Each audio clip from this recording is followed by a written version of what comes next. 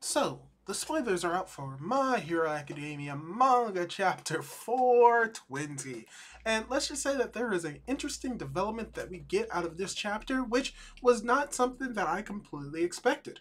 So, let's dive right into the chapter and really talk about these spoilers.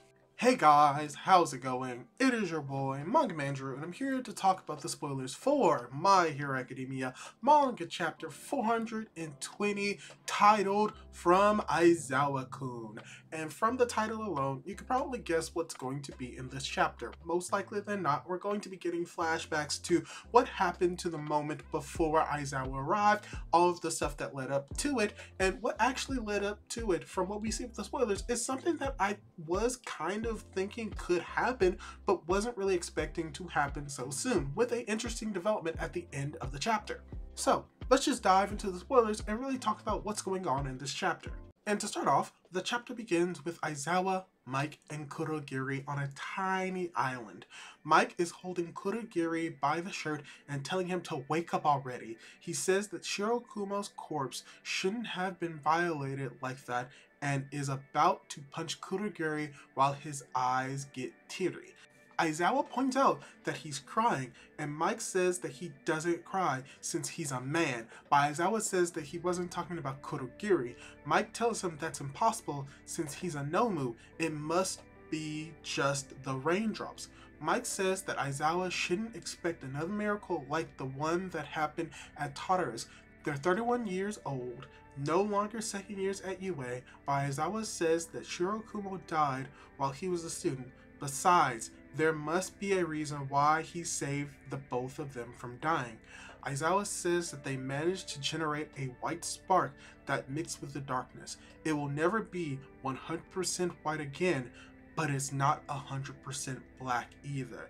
And now, as UA teachers, they need to guide the students until they graduate, as long as they remember their origins. So, we get the first part of the spoilers, and from what we're getting from this part of the chapter, we do not get a very great explanation for how Kurogiri was able to save them, but the implication is that because Kurogiri was once Shirokumo, and that because Aizawa and President Mike have a connection with not Kurogiri, but with Shirokumo, that may have been a potential trigger for him being saved. So from what it seems to be, that is going to be, or that they are going to be using Kurogiri in this moment to potentially use his quirk, as we see with the next part of the text spoilers. Which, with this part, we have that the mist increases in size and Kurogiri says Yamada.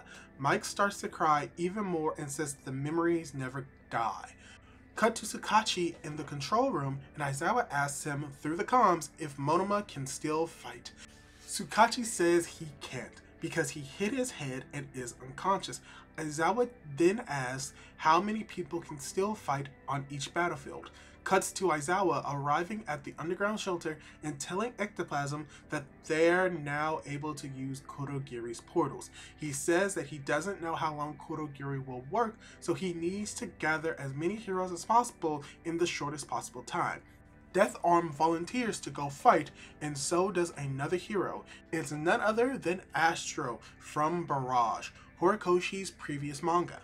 The civilians who didn't want to let Deku into UA takes off his shirt and gives it to Aizawa, asking him to use it to treat some heroes' wounds. Several other civilians do the same, and Aizawa thanks them. Tsukachi says that the Takoba battle still isn't over. Cut to Tokoba, and we see Gashly fighting Sero, Sato, 13, and other heroes. All seems lost, but suddenly Tokage, Kamakiri, Ectoplasm, and other heroes arrive through the portals. Phase 3 of the Divide and Conquer operation start, says Aizawa.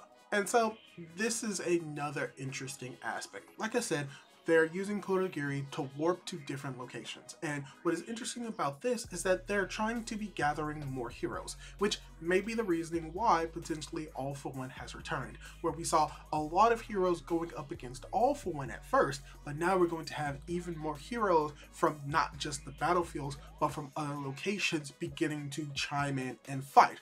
Most likely it is going to be what many people predicted to be an Avengers-like event. But what is very more interesting interesting is how we are unfortunately not going to see the actual conclusion of Sero, Sato, and 13's fight with Gashly, but the implication is that Aizawa is coming in to help finish the fight, as well as bringing them and other heroes from other locations to where Deku is currently to continue the battle, which is something very cool, and I'm glad that Horikoshi is really applying the idea of all of the heroes coming together to actually fight in this war and not to have it solely rely and be on Deku.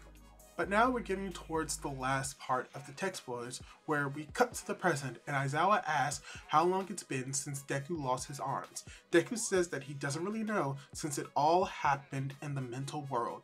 Deku says that in UA he could feel Shigaraki rebelling inside All For One, but not anymore. What's going on? We see a flashback of Eri giving her horn to Aizawa. She knows she can't go to the battlefield, so she wants to at least give her horn to get there. He asks how she did that, and Eri replies that Ectoplasm helped her cut it off. Ectoplasm apologizes, but says that Eri learned it from Aizawa. She's rational like Aizawa, but she also does crazy things from time to time. Aizawa says that this can permanently damage her quirk, and Eri says that she wanted to do this to help All Might and Kacchan too, but she couldn't, so now she wants to help.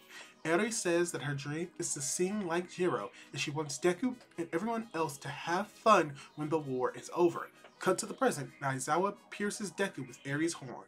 Ectoplasm says that she didn't have much energy, so it should take 2 to 3 minutes for him to heal. Aizawa says that Deku can't die until he hears Eri singing. The chapter ends with Mineta, Kaminari, Shoji, Momo, Koda, and other heroes coming out of the portals. They say they're exhausted, but the fact that Midoriya is doing his best makes their bodies move on their own. And this is where the chapter gets interesting, and I'll save a little bit more of my thoughts for the actual review chapter, but I will just say that I'm very much in the middle for how Eri is being used in this war and the implications that come from it.